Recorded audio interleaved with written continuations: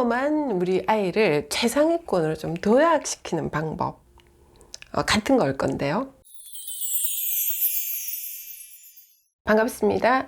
29년차 심리상담가이자 학습 멘탈리스트인 이선입니다.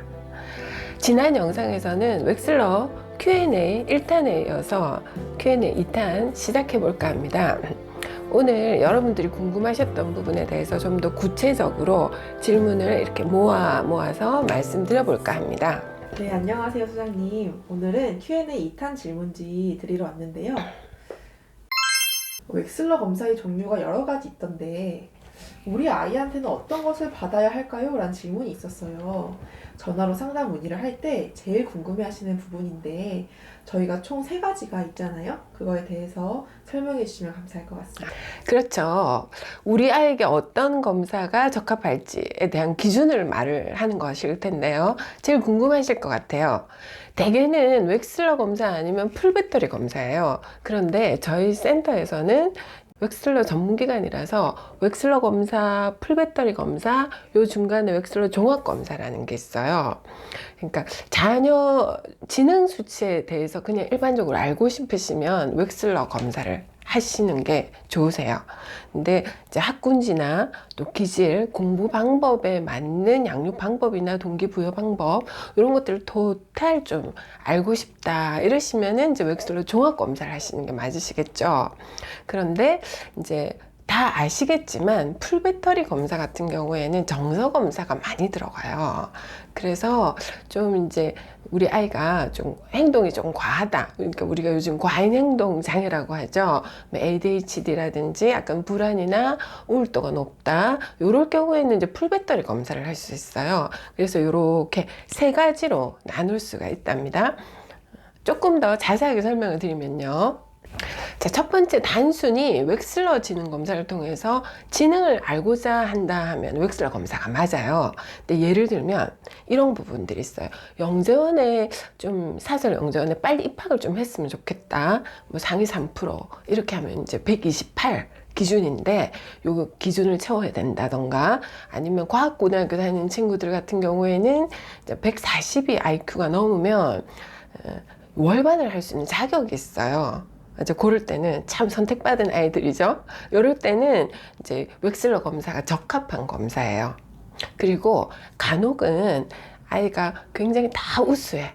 이런 아이들 같은 경우 웩슬러 검사만 좀 해보셔도 됩니다. 전반적으로 고르기 때문에. 3번째, 풀배터리 검사를 먼저 설명드리는 게 조금 더 이해도가 조금 높으실 것 같아서 2번은 스킵하고 3번으로 먼저 설명을 해드리겠습니다. 풀배터리 검사는 웩슬러 검사를 기본으로 하는 거죠. 측정해서 정서적인 부분들을 여러 가지를 이렇게 다루는 검사예요. 대개는 ADHD나 그 밖에 다른 심리적으로 문제가 되는 것들에 대한 진단을 좀 알고 싶을 때 하는 검사예요. 이제 이게 보통은 대학병원에서도 많이 하시고 하는데 저희 센터는 이제 임상 1급 선생님들이 계시기 때문에 검사가 가능한 검사입니다. 자, 2번째 이제 검사인데 웩슬러 종합 검사, 즉 이제 학습 컨설팅이 이렇게 포함된 검사입니다. 이 검사는 웩슬러 검사를 통해서 아예 장단점은 조금 알았는데 어떻게 잘 활용해서 내 아이한테 도움을 줄 수 있을지 요런 검사입니다. 추가적으로 이제 기질 검사라든지 또 아니면 학습 전략 검사라든지 또 부모님의 양육 태도 검사라든지 또 학습 전략 검사라든지 이런 것들이 다 토탈 들어가게 돼요. 그래서 아이에 맞는 이제 학습 방법이나 진도의 적절성이나 이런 것들이 토탈 포함이 되는 그런 검사라고 할 수 있습니다. 내 자녀한테 적합한 검사를 하시는 게 필요하시겠죠? 그럼 ADHD를 웩슬러 지능 검사에서도 알 수 있는 걸까요? 이런 부분들이 제일 궁금하실 수 있을 것 같아요. 웩슬러 검사만으로는 사실은 좀 정확하게 이렇게 검사를 충분히 설명드릴 수는 없을 것 같아요. 하지만 이제 집중을 요하는 검사 항목인 작업 처리 항목이라든지 이런 부분을 조금 유의미하게 본다면 선생님이 이제 웩슬러 검사를 하시고 요 풀배터리 검사를 좀 하시면 좋겠다라는 소견을 내놓기도 해요.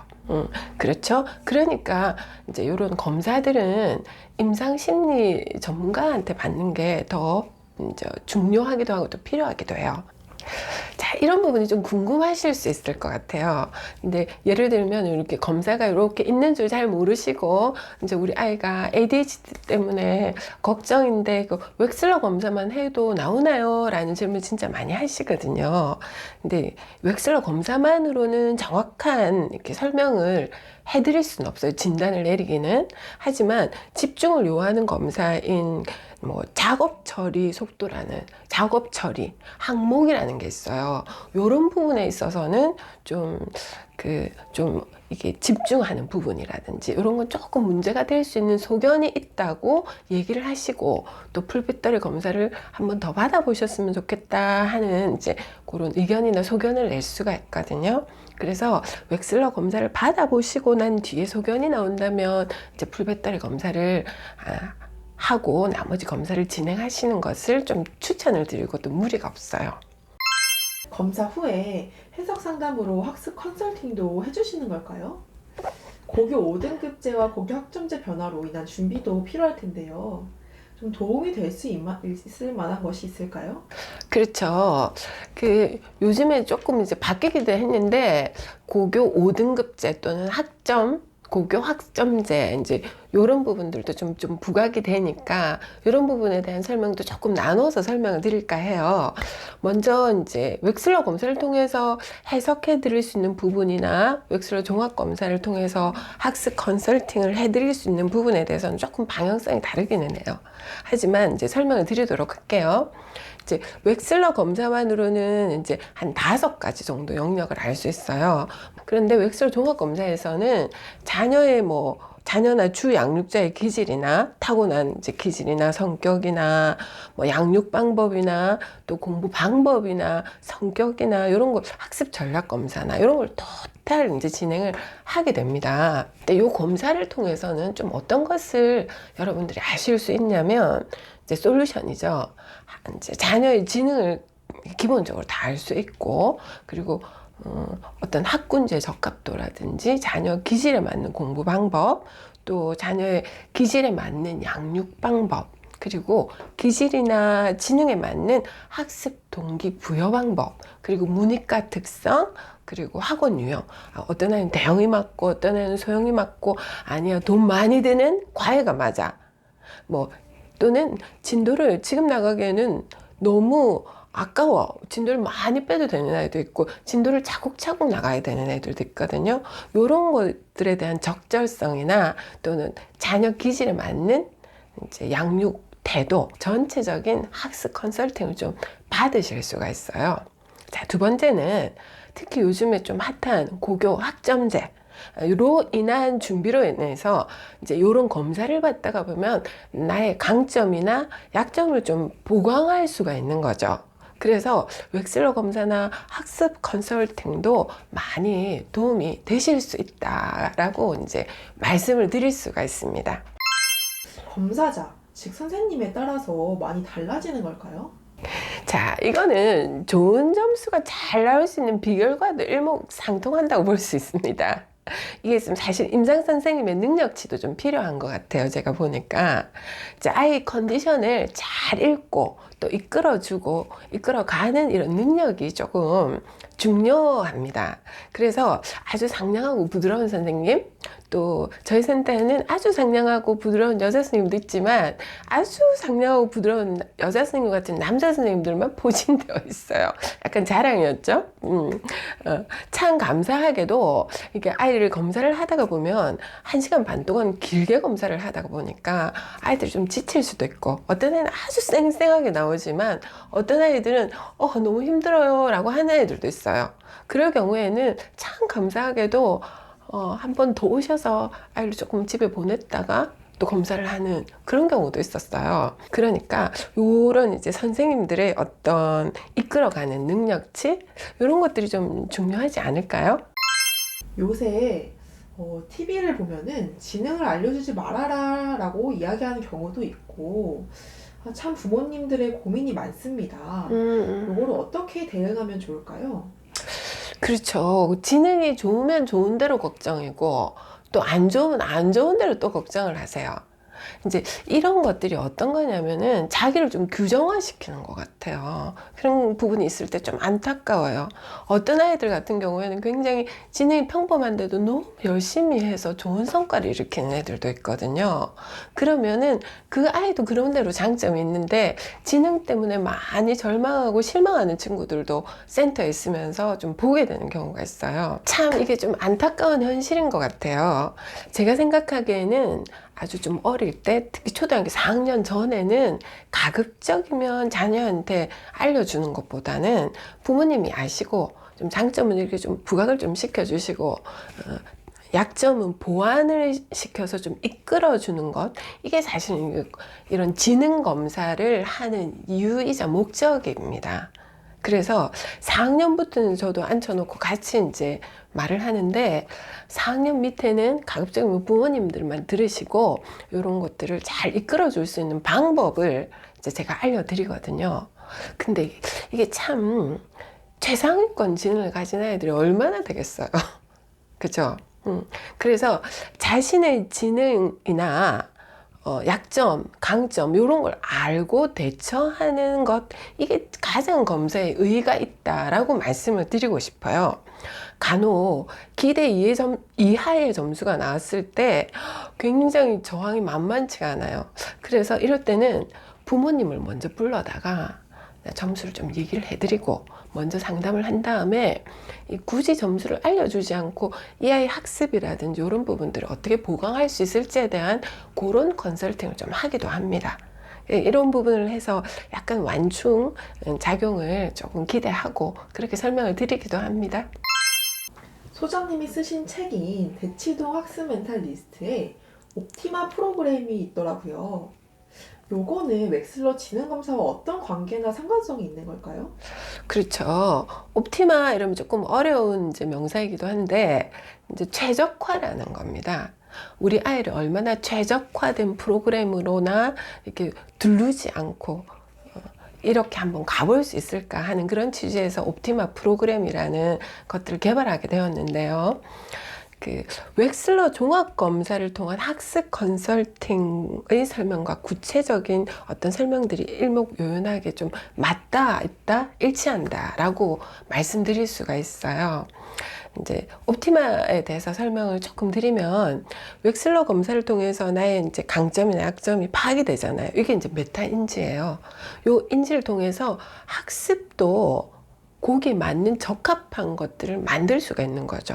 그리고 더 이런 것들을 뒷받침해 줄 수 있는 부모의 역할, 요 세 개가 일치되어야지 최적화된 방법을 이룰 수 있다라고 설명을 드리고 있어요. 제가 조금 더 설명을 드리면 제가 쓴 대치동 학습 멘탈리스트 책 제목을 얘기하게 되는데요. 여기 강조하는 게 있습니다.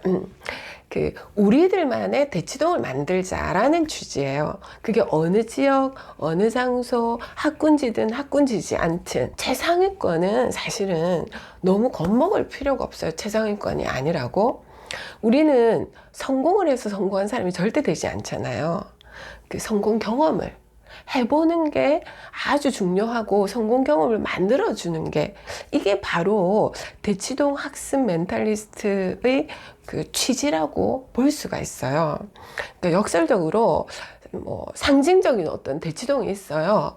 우리가 말하는 대치동, 이거는 아이하고 부모가 이제 만들어 가야 된다는 그런 의미죠. 그래서 각각의 재원이 뭔지 알아보고 이런 것들을 구축해주고 부모님이 어떤 역할을 좀 해주고 하는 이런 부분들을 말을 하는 겁니다. 어떻게 하면 우리 아이의 지능을 올릴 수 있을지 여기 좀 방법이 있다면 마지막으로 알려주시길 바랍니다. 좋습니다. 이제 이 속뜻은 평범한 우리 아이를 최상위권으로 좀 도약시키는 방법 같은 걸 건데요. 맞을까요? 네, 그렇죠. 그렇죠. 오늘 이 마지막 질문을 잘 들어보시면 이 방법이 있지 않을까 이런 생각을 해봅니다. 문제는 노력을 통해서 자신을 업그레이드 하고자 하는 아이들에게 어떤 희망의 메시지를 주는가 하는 게 이게 좀 문제일 겁니다. 그럴 땐 딱 요긴한 게 세 가지가 있습니다. 제가 좀 전에 말씀드린 대로 옵티마 모델, 최적화 모델을 한번 실천해 보시기 바래요. 어떤 객관적인 데이터도 있지만 주관적인 부모님들이 보시는 어떤 데이터들이 있지 않아요? 아이가 어떤 아이인지, 어떤 부분이 강점이 있는지 약점이 있는지, 요럴 때 이제 전문가들이 좀 도움을 빌어서 웩슬러 검사 같은 걸 해보시면 돼요. 이제 뭐 지능이 어느 정도 되고 어떤 게 강점이 있고 어떤 게 약점이 있는지 요걸 좀 안 다음에 그 다음에 요걸 잘 정용을 해보는 학습 방법을 좀 만드셔야 돼. 자기만의 학습 방법. 뭐 어떤 그 수능 치고 나면 수능 친 아이의 어떤 그런 것들이 막 그 회자되잖아요. 그런 거 말고, 우리 아이는 예를 들면 조금 예민할 때는 잠을 조금 자야지 공부가 되더라. 어떤 애는 여러 명하고 같이 공부해야지 공부를 잘하는 아이다. 아니면 1대1로 했을 때 효과가 있더라. 이런 방법에 대해서 자기만의 학습 유형을 구축을 해야 돼요. 그리고 어머니 방식을 강조하지 말고, 우리가 보통 부모 양육 검사를 하게 되면 이 부분이 제일 적나라하게 나오거든요. 절대 안 그러셨다고 하지만 부모님들이 간혹 엄청 처벌이 강하거나 매정하신 분이 있어요. 그리고 너무 감독이나 이런 것들이 심해서 아이들이 꼼짝 달싹 못하도록 만드시는 분도 있거든요. 그런 걸 보시면서 성격과 맞게 이 아이한테는 정말 이 칭찬이 필요한 친구다. 그것보다는 또 적절하게 얘가 너무 안 하고 있는데 그냥 내버려 두시지 말고, 잘할 수 있는 아이들은 좀 잘 격려해서 이렇게 해줄 수 있는 방법들, 그런 것들이 요 세 가지가 쌓여야 된다는 거죠. 이 방법을 아시게 된다면 그들만의 리그인 대치동으로 들어가지 않을까요? 여러분의 마음 건강, 그리고 자녀를 잘 키우는 채널 선희쌤의 마음동행과 함께 해주셔서 감사합니다. 좀 더 유익한 정보를 드릴 수 있도록 노력하겠습니다. 감사합니다.